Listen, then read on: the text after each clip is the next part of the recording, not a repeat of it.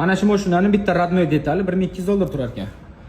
Taksist akamiz BYD'ni urib qo'ygan, BYD'ning egasi radnoy eshik qo'yib berasiz deb boshqa joylarni surishtirishgan, $1200 narx aytishgan.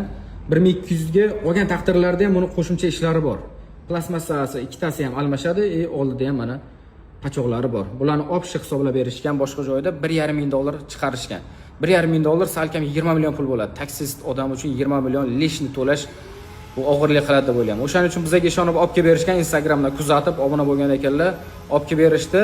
Biza buni 3 barobar arzoniga qilib beradigan bo'ldik. Ya'ni $500 ga plastmassalarni ham almashtirmasdan o'zi singan joylarini chiroyli qilib yamab, hammasini o'zini qilib beradigan bo'ldim. O'shanda xudo xolasa $500 bilan ham vaqtdan ham naqddan yutadigan bo'ldilar taksist akamiz. BYD'li akamizga yana bonus sifatida orqalarida ham pachoq bor ekan, bagaj urib olganlar. Buni ham chiqazib beringlar deganlariga bundan bir so'm pul so'ramadik.